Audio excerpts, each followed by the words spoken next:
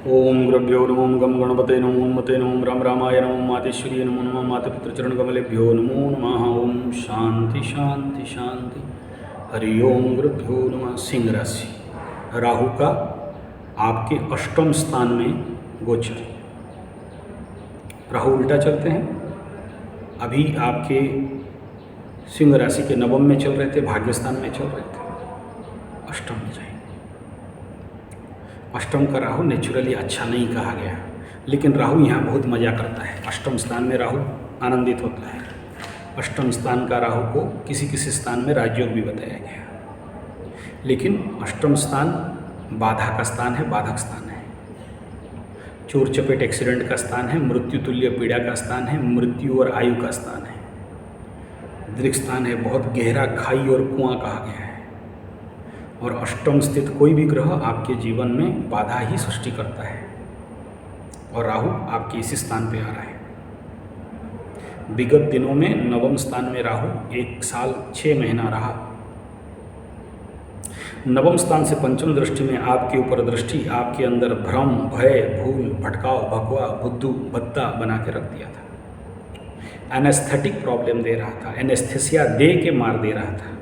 किसी को एनेस्थेसिया दे दिया जाए और पीटा जाए, उसको पता नहीं चलेगा कि हो क्या रहा है। और जब वो एनेस्थेसिया हटेगा तो पीड़ा और पेन बढ़ेगा। यही काम अभी आपके साथ होगा।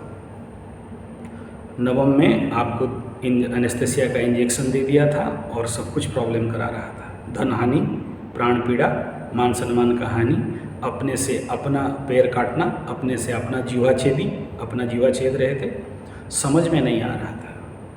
राहु का दृष्टि और जनवरी के बाद से शनि का दृष्टि, एक बेसुरा, एक पेनलेस बीमारी, एक अर्बुद, एक ऐसा फोड़ा जो दर्द नहीं दे, जिंदगी में चल रहा था। जो आपको सहायता करने आया उसी को ही दोष देने लगे, जो आपको सहायता करने आया उसी को ही आप धोखा दिए, जो अनजाने में, जान के नहीं, राहु के माया में। राहु का दृष्टि आपको उल्टा बुद्धि कर देता है। और अभी तो राहु और शनि दोनों उल्टा बन के बैठे हैं और आप तक डायरेक्ट समसप्तक और पंचम दृष्टि में देख रहे हैं। तो बुद्धि विभ्रम, उल्टा बुद्धि, जो आपका फेवर में है उसको दूर भगाया, उसी को विरुद्ध में गए, उसी को अभिशाप दे दिए, उसी को भगाए, और जो आपका हानि करता था उसके ऊपर विश्वास और उसको पास बुलाए। जो आपको लूट खसोट कर रहा था वही आपका अपना हुआ, और जो आपको धोखा दे रहा था वो आपका पराया हुआ। सिंह राशि का फितरत ऐसा हो गया था। राहु यहाँ नवम में बैठ के बहुत सारे यात्रा दे दिया था, बहुत सारे लाभ भी दिया था, लेकिन अनजाने लाभ, और नुकसान भी कराया था। नवम स्थान का राहु तीर्थाटन भी कराया था। नवम स्थान का राहु विभ्रमात्मक कार्य का निर्णय करवाया था जो आपको समझ में नहीं आया। ढेर सारे रोग दिया, रोग रिपो, ऋण को भी दिया, ऋण में भी फंसे। और जो नहीं करना चाहिए ऐसे कोई सारे काम, जो नहीं होना चाहिए ऐसे कई सारे काम आपके बन गए। आपको लगा राहु अच्छा दिया है, लेकिन अब अष्टम में जाके सब कुछ पता चलेगा, क्योंकि अभी राहु की दृष्टि से आप बाहर आ जाएंगे। राहु अष्टम में बैठ के कभी कभार बुरा फल देने लगे तो जेल तक भिजवाता है, कोर्ट कचहरी माली मकदमा में फंसवाता है। अष्टम का राहु कर्म में बाधा, होते होते काम को रोक देना, धन हानि, प्राण पीड़ा, आते आते धन रुक जाना, व्यवसाय में लॉस कराता है। और कभी कभी पॉजिटिव फल देता है, ऑकल्ट में वृद्धि, अचानक धन का प्राप्ति, अचानक बीवी विवाह का प्राप्ति, अचानक लवरा लवरी का प्राप्ति, और उनके माध्यम से ब्लैकमेल का संभावना होता है। कैसे फंसोगे समझ में भी नहीं आएगा कि फंसे कैसे। तो किन से बचना है उसके लिए वीडियो दे दिया हूँ, देख लीजिएगा। यहाँ बोलूँगा लंबा हो जाएगा। राहु का दृष्टि आपके द्वादश स्थान कर्क राशि के ऊपर जाएगा। यात्राओं में वृद्धि, खर्चा में बढ़ोतरी, हॉस्पिटल का खर्चा, कोर्ट कचहरी माली मकदमा का खर्चा बढ़ सकता है। और ये कंडीशन रहेगा जहाँ बेडरूम का सुख बढ़ेगा भी और दंड भी मिलेगा। अष्टम का राहु द्वितीय स्थान धन के वाणी के परिवार में केतु के ऊपर पड़ेगा। परिवार के साथ छिन्न भावना बनेगा, धन को अचानक बढ़ाएगा और अचानक छीन भी लेगा। और इस समय सिंह राशि सिंह लग्न वालों का अगर राहु का महादशा चल रहा हो तो बहुत सावधान रहना चाहिए। राहु का दृष्टि आपके चतुर्थ स्थान सिंह, कन्या, तुला, वृश्चिक, फोर्थ भूमि, भवन, वाहन, माता, सुख, मन के ऊपर जाएगा। जमीन इत्यादि के मामले में उलझा सकता है और जमीन प्राप्ति करा के आपको परेशानी कर सकता है। गाड़ी इत्यादि बहुत सावधान से चलाएं और यात्राओं में सावधानी से जाएं। गाड़ी मिल सकता है, गाड़ी मिलेगा तो उसमें भी कुछ ना कुछ उलझन रह जाएगा।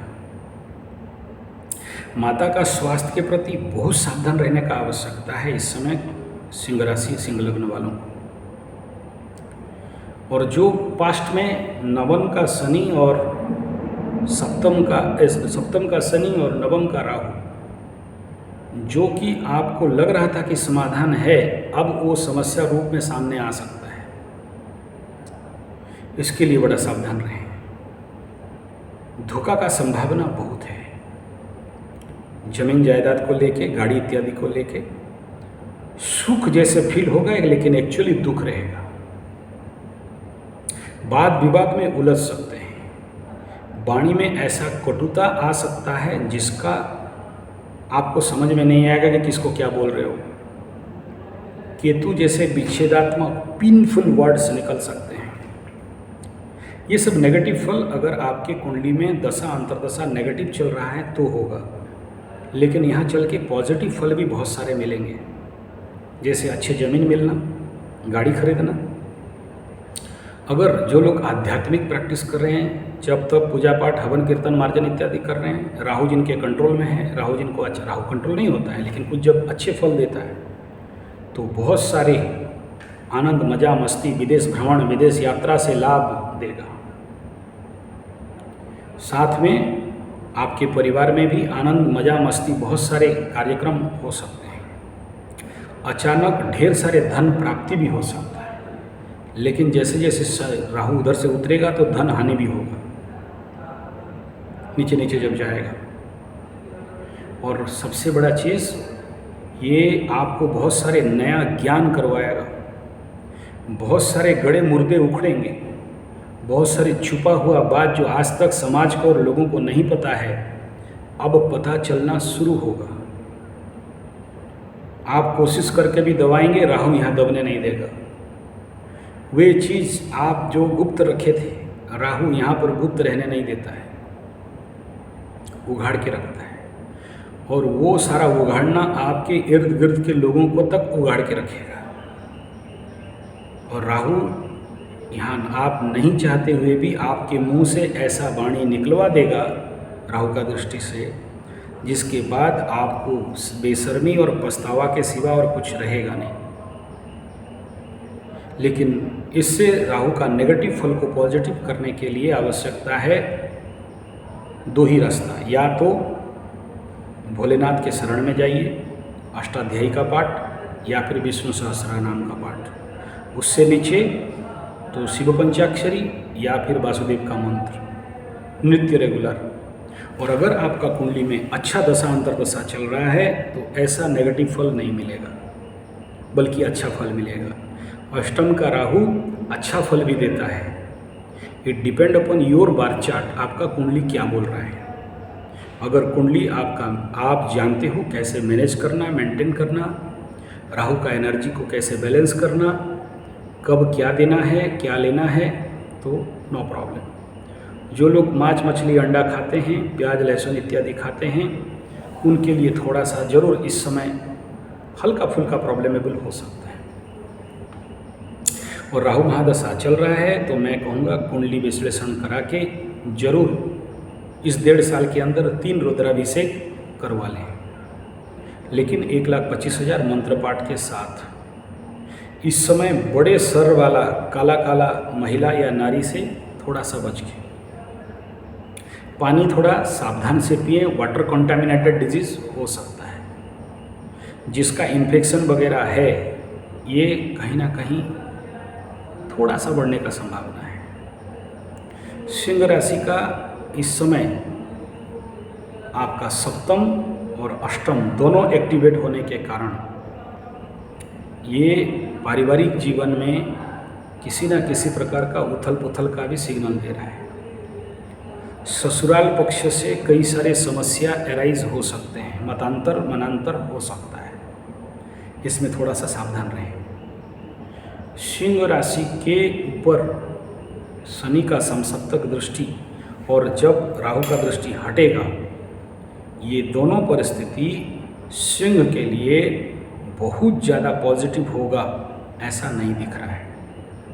लेकिन अगर ध्यान करते हैं, योग करते हैं और इस माया से बाहर जाने का पद्धति सीख गए हैं, माया को कोई जीता नहीं, नारद नहीं जीता, आप क्या जीतोगे, तो आपके लिए पॉजिटिव भी हो सकता है।